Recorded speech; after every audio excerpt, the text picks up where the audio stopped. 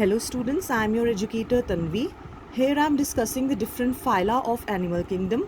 Let's get started with phylum Chordata. So from the word chordata means these are the organisms who contain notochord. And there are three main characteristics actually of this group. One is the presence of notochord. Second, a dorsal hollow nerve cord. Dorsal means on the upper side of the body. Then paired pharyngeal gill slits. So let us see what are these. Actually, notochord is a rod-like structure. It becomes a part of your skeletal system, a skeletal rod you can say. Then dorsal hollow nerve cord. See, hollow means inside fluid-like structure will be there. It is hollow. And nerve cord means it is related with nervous system. Then there will be gill slits like these. I will tell you. These are present in the pharynx and these helps to filter the food. Then these characteristics when we have seen in the different phyla till now, these are same. Bilateral symmetry, triploblastic, having body cavity, organ system level of organization. And then if we look at this structure, see, this is the notochord we are talking about, this is the nerve cord. This is the nerve cord and this is the notochord. Then coming to the gill slits, these slits are present to filter the food. Now these also have post-anal tail. It might be absent in some, but post-anal tail is present. And the circulatory system is closed. Okay, so this is the notochord and this is the nerve cord. Then coming to this phylum Chordata, there are different divisions also. Further, it is divided into subphyla, which is called as Urochordata or Tunicata, Cephalochordata and Vertebrata. So these two subphyla, which is Urochordata and Cephalochordata, are also called as protochordates because these are primitive. And we have the another group, Vertebrata. So what is the difference? See, in urochordates, the notochord is only present in the tail of larva, like in Ascidia. Then in cephalochordates, it is present from the head to tail and throughout their life cycle it is present, like in Branchiostoma, or it is also called as Amphioxus. Now coming to the phylum Vertebrata. The notochord is here replaced by a cartilaginous or bony vertebral column. Like we have the spinal cord and then we have the vertebral column. So that is the different characteristic. In adults, this is present.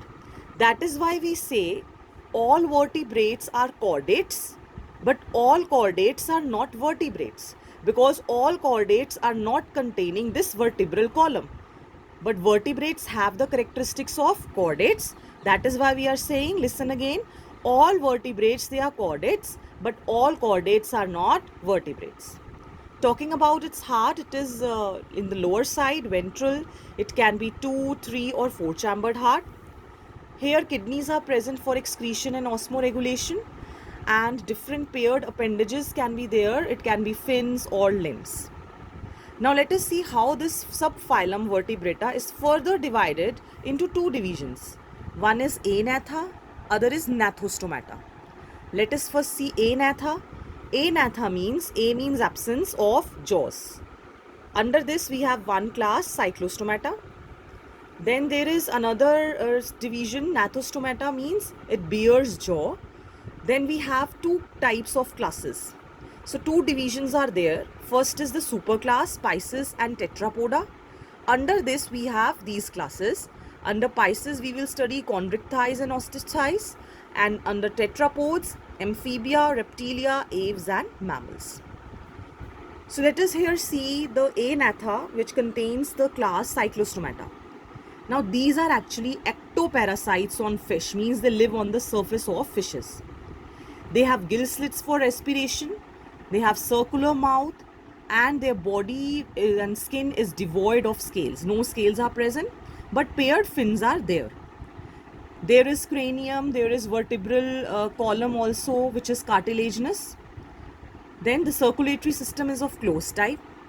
A unique feature is that after they lay their eggs, means after producing the larva, that is after spawning, they die actually, and then the larva is going to return back to the ocean. Example, pteromyzon or lamprey.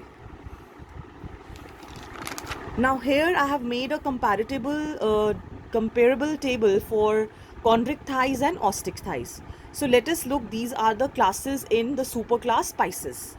So let us just see it side by side. See, chondrichthyes means these are cartilaginous fish, and osteon means bone, so it relates to the bony endoskeleton of fish or bony fishes. Then by looking at the fish, you can tell whether it is a cartilaginous or bony fish. How? See, the mouth is ventral, means on the downside in case of cartilaginous fish, and it is terminal at the end in case of bony fish. Talking about operculum, which is the cover of the gills, here in cartilaginous it is absent, and here in osteichthyes it is present, operculum is present. They both have scales on their skin, but the type of scales are different. Here plate-like scales are present, called as placoid scales, and here circular are present like in a cycle, that is called as cycloid or ctenoid scales. Air bladder, which provides buoyancy, in chondrichthyes it is absent, in osteichthyes it is present. Here it is present. Okay, it is present here, and here it is absent.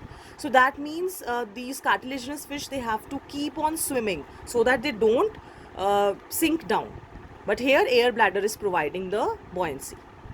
Talking about fertilization, in chondrichthyes it is internal fertilization inside female body, and in case of osteichthyes it is outside the female body.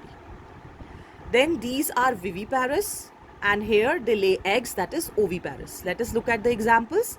Scleridion, dogfish, trigon, stingray. It also contains of a poison sting, this trigon. Labio, rohu, catla, catla. Now these fish or Pisces group, this superclass are poikilotherms or poikilothermus. What it means? That these are cold-blooded animals. Means they are not going to maintain their body temperature. Whatever temperature is outside, they will be influenced. The body will be influenced.